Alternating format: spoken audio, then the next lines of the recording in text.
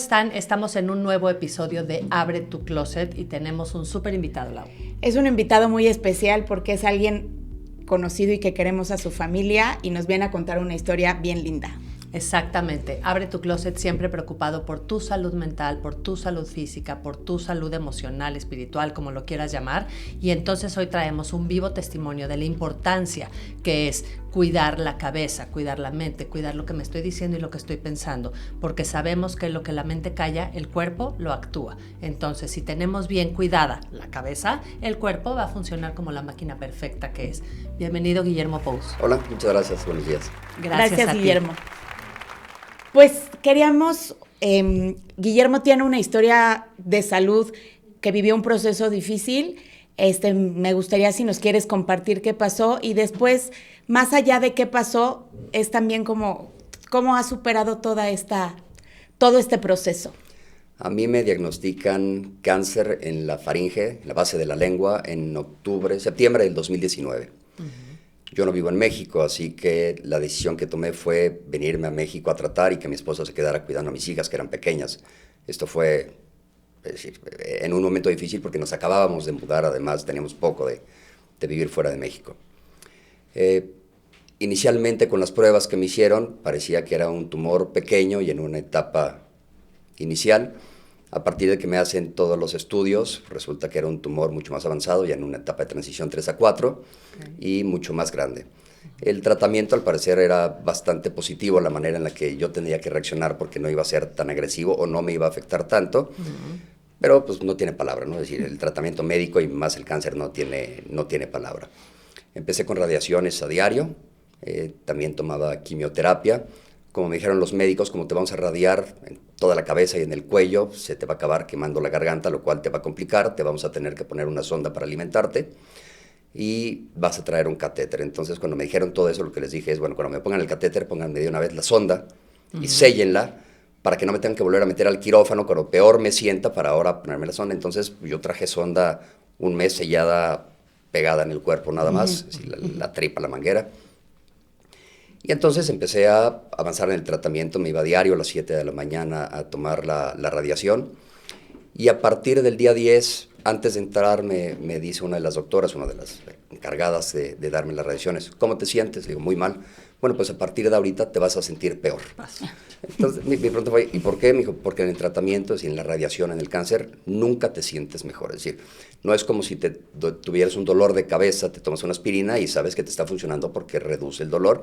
Aquí cada vez te vas a sentir peor, cada vez las reacciones van a ser mucho más difíciles y eso además no significa que está funcionando el tratamiento, sino a partir de que terminas el tratamiento y comienzas a desintoxicarte, es cuando te vas a sentir mejor.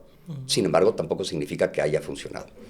Y cumplió su palabra, es decir, cada vez me sentía peor, las radiaciones eran directo, es decir, al cuello. Entonces se me empieza a quemar la garganta, se me empieza a llegar la boca, yo ya no podía hablar, dejé de salivar. Es decir, salivar normalmente, nada más echaba espuma.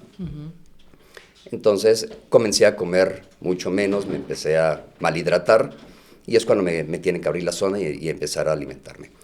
La sonda me provoca un reflujo mucho más elevado de lo normal, entonces se me tapa de más y comencé con una etapa de desnutrición y deshidratación. Me tienen que meter al quirófano, cambiarme la sonda de lugar, avancé, pero de todos modos no fue suficiente, se volvió a tapar. Avanzaba en la radiación, avanzaba en la quimioterapia y además me deshidrataba y tenía principios de anemia. Me tienen que volver a meter al quirófano, me cambian la sonda, me la ponen directa al intestino para evitar un proceso de digestión. Pero entonces mi deshidratación ya era mucho mayor, se me colapsa un riñón, me tienen que volver a internar, me comienzan a hiperhidratar. Yo ya no hablaba porque ya tenía quemada la garganta y la boca, estaba toda llagada. Me tienen que preparar unos licuados colutorios, es decir, que era para anestesiarme la boca y tratar de cauterizar todas las llagas que tenía por el dolor que había, con lo cual pues mucho menos comía. Me tienen que cambiar la alimentación de la sonda normal, es decir, yo a alimentarme a través de sonda, allá ponerme un monitor para que me estuviera alimentando todo el tiempo porque ya ni siquiera me era posible hacerlo. Estaba postrado en un sillón o en una cama. Mientras mi familia, mis hijas estaban allá, aquí me cuidaba mi mamá, es decir, era quien diario me acompañaba al hospital, me llevaba, estaba conmigo, me regresaba, me ponía en un sillón y ahí me quedaba, es decir, escuchando música con una computadora abierta, medio trabajando o haciendo lo que resultara con los ojos abiertos o cerrados. Soy abogado y además tengo un despacho. En el despacho solamente las personas que trabajan ahí conmigo sabían, entonces el despacho seguía trabajando normalmente. Comienza la pandemia, es decir, lo que sucedía con el principio de pandemia, entonces ir al hospital a diario cada vez era más difícil. Y mi proceso iba, es decir, lo que me decían los médicos es, tu proceso va bien, estás haciendo todo, pero yo también resulté intolerante a los opioides, entonces no había nada que me curara los dolores, ni las náuseas, ni los mareos con la quimioterapia, y todo me resultaba mucho peor, entonces tuvieron que hacer también una mezcla ahí entre diferentes medicamentos para tratar de aminorar el dolor. Perdí el pelo, perdí el peso, es decir, todo lo normal que habitualmente suele suceder o que platican que sucede con el cáncer y su tratamiento. ¿Qué sucede con todo esto? Es decir, estaba muy deteriorado ya para diciembre, cuando la pandemia ya por lo menos llamaba mucho más la atención. Termino las radiaciones y ahora lo que tenía que hacer era rehabilitarme, porque pues, ya había perdido toda la masa muscular, había perdido mucho peso. Entonces, lo que dicen es, ahorita ni siquiera te vas a poder rehabilitar, tenemos que esperar un poco a que te comiences a desintoxicar de todo el veneno que te metieron y de las quemadas que te pusieron. Como parte del protocolo de cáncer, o por lo menos lo que a mí me correspondía, a mí me decían que tenía que tomar terapia psico-oncológica, ¿okay? Y los abogados y los psicólogos no nos llevamos, no nos entendemos. Entonces, y además me sentía muy mal, no estaba de humor, evidentemente tenía una depresión muy marcada por todo el tratamiento, por la situación, tenía muchísima ansiedad, con lo cual me tenían que dar medicamentos mágicos y maravillosos para que pudiera dormir y para que pudiera estar tranquilo y evitar toda esa ansiedad, porque eran bastante pesados los días. Y cada vez que llegaba la psicooncóloga al cuarto del hospital, tocaba y decía, ¿quién? No, la bateaba. Y le decía, qué imprudencia en verme como estoy, percibir cómo me siento y todavía saber que no puedo hablar y quieres llegar tú a platicar. No. Hasta que llegó un momento en donde la realidad es que no sé por qué lo decidí, pero acepté gran parte con la ayuda de mi mamá y la persuasión de mi mamá. Acepté y empecé a tomar la terapia con la psicooncóloga, pero la terapia era con un pizarrón porque no hablaba, entonces ella me preguntaba, yo escribía, respondía, y así era la comunicación escrita, porque además me la pasaba echando espuma, como perro rabioso, entonces era incómodo, tenía un monitor, me alimentaba todo el tiempo, estaba goteando, la situación era incómoda, fea, difícil, para todo. Y abogado con psicólogo no funciona, entonces eso lo agravaba mucho más, pero empezó a funcionar. Lo que me explicó es parte de la terapia que deben tomar los enfermos de cáncer con un psicólogo no es para que me platiques tus traumas de chiquito, ni por qué te sientes mal, ni cuando... Es decir, se trata de saber qué es la enfermedad, conocer cómo funciona, entender cómo llevarla y aprender a vivirla. Es decir, ninguna de las otras cosas que podemos imaginarnos posiblemente, o algunos de nosotros, lo que es platicar con un psicólogo, ¿no? Lo cual ayudó bastante. También tomaba terapia mi mamá porque era mi primera cuidadora, era quien estaba todo el día, todos los días aquí. Y a su vez platicaban esporádicamente con mi esposa también para reportarle, para que entendiera, porque ella a la distancia también se le hacía mucho más difícil, lidiando con 2 niñas pequeñas. En diciembre, que fue cuando peor estaba y que estaba por terminar el tratamiento, deciden mi esposa y mis hijas venir a verme para pasar Navidad aquí, y cuando me vieron decidieron no regresarse cuando tenían planeado porque no me veían muy bien. Se quedan un par de semanas más y deciden regresarse. Comienza la pandemia mucho más agresiva y entonces era más difícil ir al hospital. Ya nada más me permitían ir 2 veces por semana para tomar la rehabilitación. Una, la motriz, para empezar a moverme, parar, aprender a... No aprender, pero recuperar el movimiento y la masa muscular. Y por otra parte, la terapia de deglución, es porque yo tenía 7 meses de no recibir nada por la boca, me ponían electrodos, me daban toques, me daban unas porciones mínimas de comer para empezar a masticar, a mover, tenía la mandíbula trabada, no sé si trabada, pero sí paralizada, y así me la aventé. Cuando revienta por completo la pandemia y avisan que van a cerrar ya la frontera, yo me había hecho los estudios, los preliminares, para ver cómo había evolucionado y si había servido el tratamiento. Me dan unos resultados preliminares y lo que me dicen los doctores es, regrésate a tu casa, no tiene caso que te quedes aquí. Si te enfermas, no vas a poder entrar al hospital.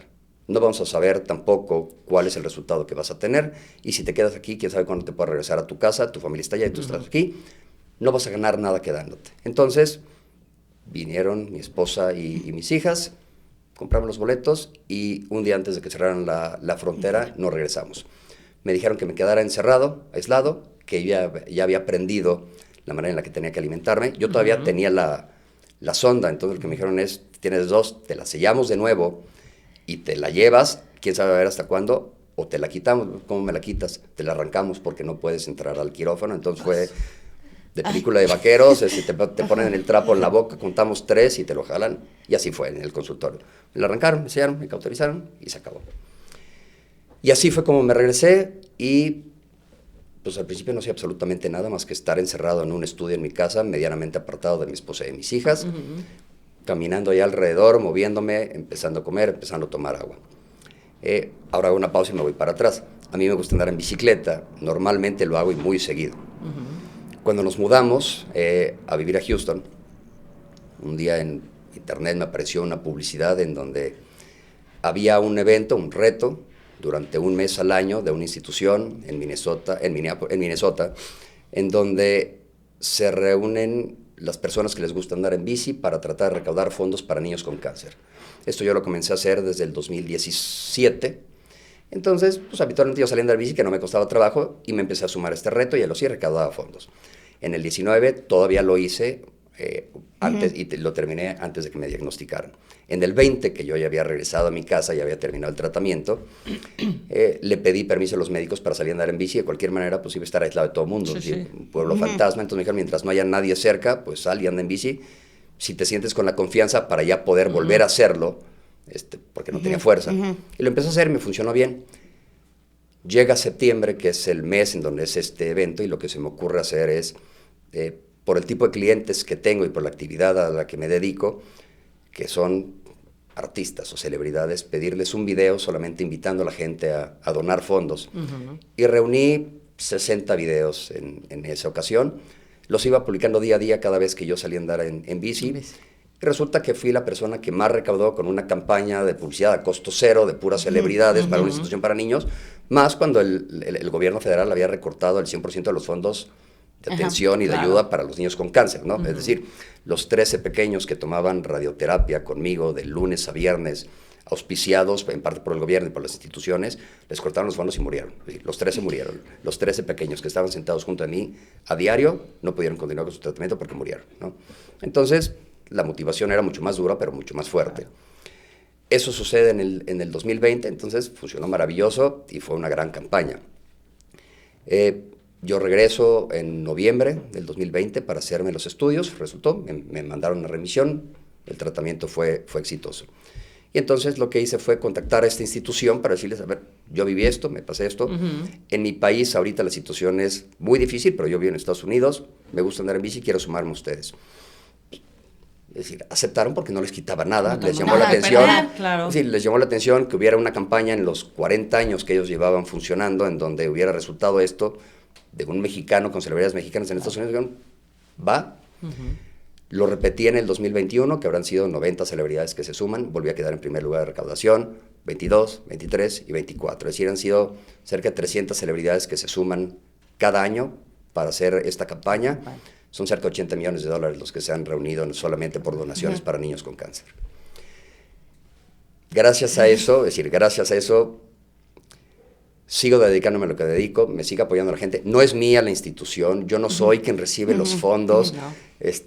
Yo soy nada más el portavoz para una institución que está auditada en Estados Unidos, así que es decir, no hay duda de cómo entra el dinero y a dónde se va. Los resultados están ahí.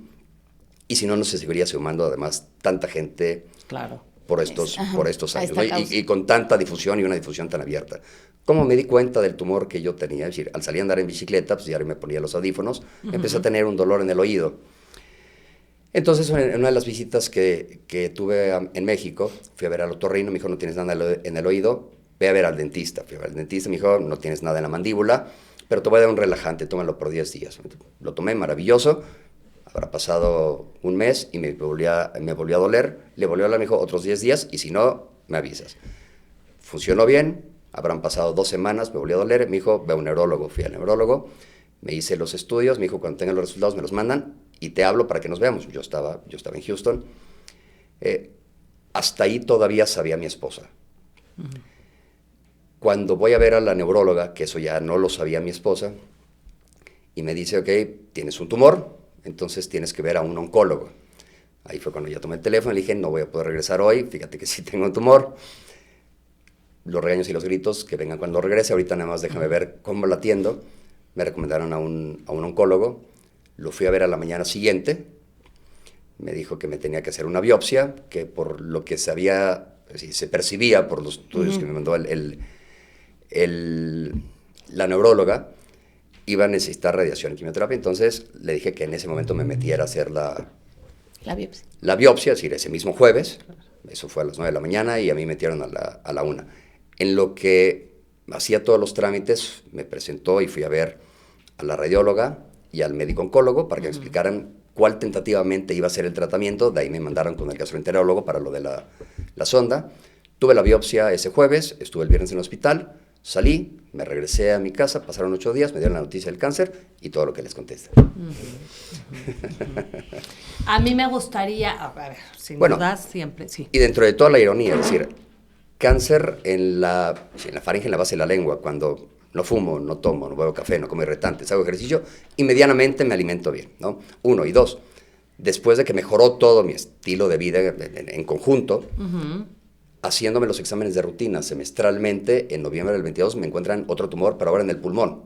Es decir, se seguían burlando de mí, pero ese sí me lo pudieron extirpar, quitaron un pedazo de pulmón. Y al día de hoy... Ahí seguimos. Vamos, un día a la vez. Ahí vamos, exactamente. Un día a la vez. ¿Cómo va este proceso en donde dices, bueno, si dices como un poquito presionado por mi mamá y qué tengo que perder? O sea, me imagino un poco que si de todas maneras me siento de la fregada, pues qué más me da escuchar a esta señorita a ver qué tiene que proponer. ¿Cómo empiezas este trabajo con ella? ¿Qué 20 te van cayendo, Guillermo? ¿Cómo? Porque yo me acuerdo que cuando tuve el gusto de conocerte, tú decías, yo no creía en la terapia.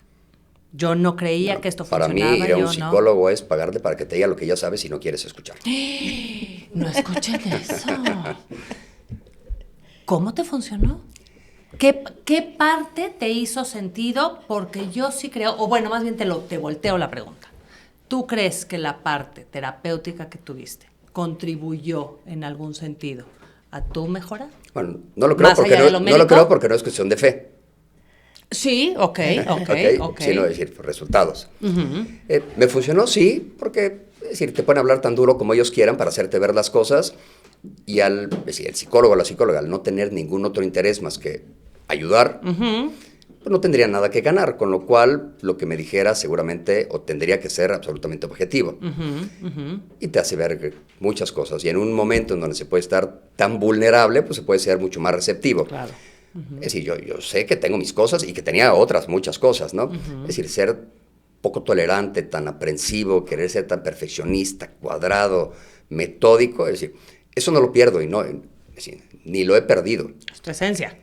Me gusta y me funciona. Nada más que aprendí a soltar muchas otras cosas y a elegir algunas batallas. Tampoco las suelto todas, pero sí algunas, ¿no? Que actuar diferente. ¿Crees que hubiera sido diferente tu recuperación si no hubieras tenido estas pláticas? No, hoy sí lo puedo afirmar, no. ¿No hubiera sido diferente? Es decir, si no hubiera tenido terapia, dudo que hubiera evolucionado con los resultados que logré. Ok.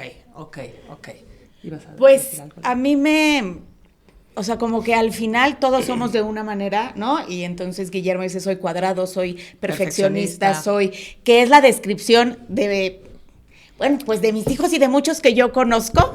Pues de que yo estaba ordenando que quedara exactamente. Antes iba a empezar el episodio y Gaby mortificada porque no estaba cuadrado la línea. O sea, como al final todos somos de alguna manera más o menos así y que al final este trabajo y este proceso de enfermedad y proceso de recuperación difícil y doloroso, ¿no? Te deja como esta enseñanza y que al final eres lo que eres, porque hay cosas que no van a cambiar, pero sí de soltar ciertas cosas, sí de ver la vida en ciertos momentos con, ¿no? Con otras pues de otra manera, siendo siempre tú, pero que este trabajo sí te ayudó a decir, a lo mejor de estas 10 voy a tomar estas 3 y estas 7 batallas las voy a poner en segundo lugar, y a lo mejor antes las 10 batallas iban en primer lugar y tenían que salir porque tenían que salir. Y es como que al final estas enfermedades supongo que te dejan pues también todo un cambio de vida, y supongo que permeó en tu esposa y en tus hijas. Yo creo que ellas fueron las más beneficiadas de mi ¿Y cambio. tu mamá? Y mi mamá, pero mi mamá es un ángel de cualquier manera, y como Sí, no sí. vive conmigo, pues la Exacto. lleva mucho más leve. Es decir, entre las visitas de mi hermana, que eran cada 2 días, y la ayuda de mi mamá, fue principal. Pero además me encontraba en una situación fuera de la enfermedad, que era complicada porque tenía un asunto muy grande, muy importante, con demasiada presión. A nivel negocio. Sí, claro, Estás en el hablando. despacho. En el Y despacho. entonces, sí, tampoco lo podía soltar porque yo era el único que lo debía y lo tenía que atender. Y además era atenderlo haciendo que nadie supiera que tenía cáncer, porque ni un solo de mis clientes supo que yo estuve enfermo. ¿Por qué? Porque es bien fácil. La gente piensa que el cáncer es sinónimo de muerte, entonces una vez que te ven enfermo te dicen, ya no me vas a poder atender, o se va a morir, o quién sabe cómo nos va a tratar, o no va a atender el asunto, ¿no? Entonces, que sí sucedió con uno. Ok. Pero fuera de eso, nadie se enteró, excepto este infeliz que cuando se enteró decidió ya no trabajar conmigo, ¿no? Pero fuera de eso, la presión que tenía profesional era fuerte. Ok. Pero ellas, o sea, hoy, dentro de todo lo que eres y sigues siendo, hubieron cambios en tu familia, pues sí soltaste un poquito, ¿no? Ah, sí, mucho. Ajá. Mucho, bastante. Sí, esta parte que dices que al final tu esposa y tus hijas se vieron muy beneficiadas, que eso es lo que pasa Sí. cuando una persona toma psicoterapia o algún tipo de terapia, es no solo recibo yo el beneficio, sino los que me rodean empiezan a ver cambios y a decir, ay, está más alivianado, o está de mejor humor, o está como en Sí, no ese es que sentido. fuera el anticristo, pero sí era No, un no, poco no, difícil. pero un poco lo que dice Lau. O sea, al final, Guillermo, todos Sí. tenemos temas, todos cargamos con un chorro de cosas, y algo que para mí ha sido como muy recurrente con gente, tengo cercanos que han sobrevivido al cáncer y que hoy por hoy están perfectos y que no como esta parte, y siempre me he encontrado con que dicen, me vino a resignificar muchas cosas en mi vida esta enfermedad. O sea, me vino tú dijiste, ¿no? Para mí ir a un psicólogo es pagarle a alguien para que te diga lo que ya sabes, ¿no? Lo que ya sabes, y no nos podemos hacer güeyes, pero que algo pasa que no quiero escuchar, que no quiero ver, que no quiero afrontar. Porque no me interesa atender. O que no me interesa, a pesar de que, pues entonces va a traer ciertas repercusiones. ¿Te dejó a ti como esta enseñanza, resignificar algunas Todo cosas? fue positivo, todo fue positivo, absolutamente todo. Es decir, cada mal día fue positivo, sin duda. Es decir, hoy que me puedo acordar y que digo, no pudiste conmigo. Exacto. Y no por sentirse uno superhéroe, No, sino no, no. simplemente por decir, me fijé la meta. Es decir, cuando las pocas pláticas que tuve con las personas que me iban a visitar, cuando decía, ¿tienes miedo? Decía, a la muerte no, al dolor, es decir, sí, porque yo no sé qué tanto va a seguir. A la muerte no me dolía, yo estaba seguro que no me iba a morir. Dentro de mi estructura de vida, en la parte que yo estaba tan tranquilo, era porque tenía todo perfectamente ordenado. Es decir, sabía que si me pasaba algo, lo único que iba a pasar era que iban a tener que tomar el teléfono para que me fueran a recoger, pero fuera de eso no había absolutamente nada por qué preocuparse, ¿no? Y es un tema que yo había platicado con mi esposo, es decir, antes de la primera lágrima, primero solucionas todo, y ya si Exacto. quieras después, se acuerdan de mí, pero de Retiras. verdad, y así de frío me funciona, y todavía así de frío me funciona el día de hoy. Entonces, esa parte no me preocupaba, sino más bien era, es decir, todo lo demás. Uno, ¿qué me preocupaba? Mi mamá, sin duda, es decir, mi mamá, pero la parte emocional de mi mamá, es decir, percatarme de cómo la pasaba sufrimiento mal de ella. y sufría ella, ¿no? Mi esposa también, y mucho más por estar a la distancia. Mis hijas, al estar pequeñas, no es que no me preocuparan, sabía que no les iba a faltar nada, tenían a su mamá, pero no comprendían perfectamente lo que yo estaba viviendo o cómo lo estaba viviendo, incluso cuando me vieron, Claro. ¿no? Que si estaba, era una piltrafa, sí, terrible. Y que debe ser impactante, evidentemente, cuando tú dejas de ver a alguien y vuelves. Además. O sea, porque No vieron la evolución poco a Exacto, poco. no fue un O proceso bueno, es diario. una evolución, al La contrario, veían, sino pero el no, deterioro. me imagino que no se percataban porque lo único que podían hacer era, pues, me saludaban por videollamada, pero yo no hablaba, claro. y yo les contestaba. Entonces, pues me iban viendo, pero eran muy breves porque además yo no tenía las ganas para tenerlo. Guillermo, sin duda algo de lo que estamos convencidas, Lau y yo, y hemos tenido mucha gente también que nos ha compartido su testimonio, es cómo ¿Qué diferencia hace, desde tu vivencia y desde tu perspectiva, qué diferencia hace la actitud con la que enfrentas una enfermedad? Absolutamente toda. Estamos de acuerdo. ¿Cómo? ¿Cómo fue para ti? ¿Cómo lo viviste tú? Es decir, no victimizarse, no tirarse, es decir, que no te soben, no esperes a que te soben la espalda, es decir, no quieras que te soben la espalda. Es decir, yo me paro, yo me muevo, yo voy al baño, yo regreso, yo me visto, yo me baño. Quiero las sesiones a las 7 de la mañana porque si me levanto temprano y tiendo mi cama, regreso y estoy cómodo y estoy bien y estoy limpio y estoy fresco. ¿Ven cómo les hemos recomendado el libro de Tiende tu cama? Así, es sin duda. cumplir un primer objetivo y entonces eso te va llevando al siguiente y al siguiente y al siguiente. Oye, Guillermo. Y tender mi cama yo tendría mi cama. Sí, claro, sí, no, pues sí, tú, sinónimo. Sí, no, pero es decir, y ahí me doy el mérito, Sí, bien, claro. Jalando mi carrito con el monitor y todo, Claro. y yo lo hacía, y esa era mi satisfacción. Y es que fíjate, tú empiezas desde Tiende tu cama y yo me pongo de ejemplo hoy en la mañana, ¿no? O sea, un frío del demonio, teníamos que grabar temprano, ¿no? No quiero ir a correr, no quiero ir a correr, y es de el que yo cumpla hoy con esta corrida me está acercando cada vez más a la meta que yo quiero, que me voy a correr un maratón en 15 días. Pero más allá de correr el maratón, a este estilo de vida saludable, integral, ¿no? Todo lo que yo te puedo decir. ¿Cuánta gente, y nos escriben y nos dicen, y los veo yo en consulta, el decir, ¿qué podrías decirle a esa gente, Guillermo? Que dice, porque yo, bendito sea Dios, es pues porque tengo hueva y frío, o sea, no hay más. Y me paro, y entonces es posible. Tú lo único que tienes es flojera y frío y te paras. ¿Qué le puedes decir a esta gente que de verdad Guillermo está convencido y dice, no puedo porque no tengo la motivación para hacerlo, ni siquiera que tengan alguna enfermedad, Guillermo? Es esto que dijiste tú, que se llama depresión, que acaba de ser el día de la lucha contra la depresión, que es la enfermedad mental del siglo XXI. Y que es la enfermedad mental que antes se daba en las personas de la tercera edad. Y hoy, los número 1, ¿quiénes son? Entre los 14 y los 24. Cuando alguien te dice, es que estoy deprimido, no sabes lo que es estar deprimido. De entrada. No, si cuando me dicen, no me hables de eso. No me digas a mí que por depresión no puedes, ¿no? Claro, hay muchas y muy distintas. A mí me parece que se me juntaron bastantes cosas en el momento como para poder dar una opinión, ¿no? Es decir, no profesional, pero sí personal. Que es ¿no? súper valiosa. Que de eso se trata. Esto es cuando me dicen, me siento mal y no puedo, no me platiques que no se puede. O sea, que entra también una etapa de arrogancia y soberbia, que no es fácil, ¿no? Pero me parece que bien encaminada suele en ocasiones motivar, es decir, contagia y trasciende. Te sostiene. Solamente, es decir, no esperes a que te sobe la espalda, simplemente, si lo haces y contagias a alguien, ya trascendiste. Me gustó eso. A mí me encantó esa frase de contagia y trasciende, me encanta, y esta actitud de me levantaba y tendía la cama, y al final es que todos tenemos que tener un algo porque... O sea, independientemente de tu esposo y tus hijas, o sea, tu objetivo del día era levantarme, bañarme, tender la cama y decir, ok, hoy ya esta actividad, check, y mentalmente te da como paz, como estructura y como... Porque al final todos hay que levantarnos por algo todos los días, tenemos que tener algo para que, ¿no? O sea, dirías, en un hospital con radiación, con quimio, pues, ¿qué más da si te dan las 10 de la mañana que las 2 de la tarde? O sea, al final el día pasaba igual, pero no, tener una rutina dentro de la... Busqué antes de irme cuál era el color del cáncer que a mí me había dado. Es el color guinda. Entonces busqué... ¿Cómo es eso? Es decir, cada cáncer tiene su color. Caracas, eso no me lo Es decir, sabía. el institucional, el tradicional es el rosa. ¿Qué es el de mama? O Sí, sea, es depende decir, del órgano. No había escuchado eso. Como el cáncer más mercadológicamente probado es el de mama, y le asignaron el rosa, cada uno de los cánceres, dependiendo en dónde lo tengas, tiene su color. Entonces yo me puse a averiguar eso.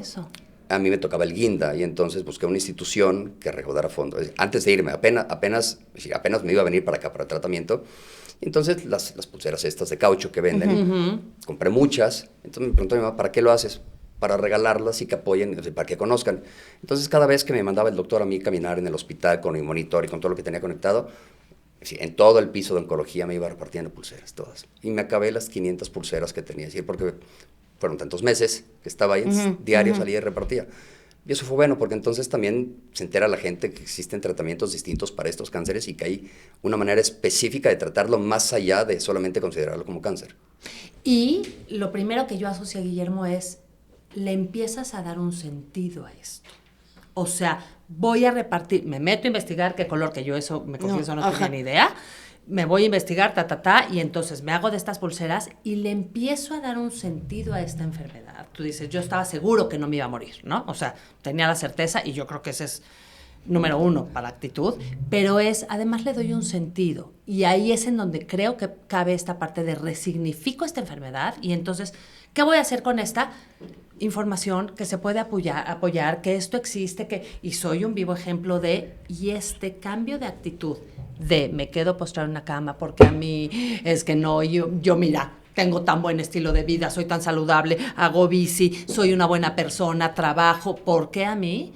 Moverme de ese lugar y decir, ¿por qué a mí? Nunca vamos a saber, probablemente si crees en Dios, pues algún día te lo explicará, o el universo, me da igual, pero no me sirve el cómo fue que llegué aquí, por qué me pasó a mí, con esta realidad que tengo en este momento, ¿qué voy a hacer para salir adelante y hacer la diferencia?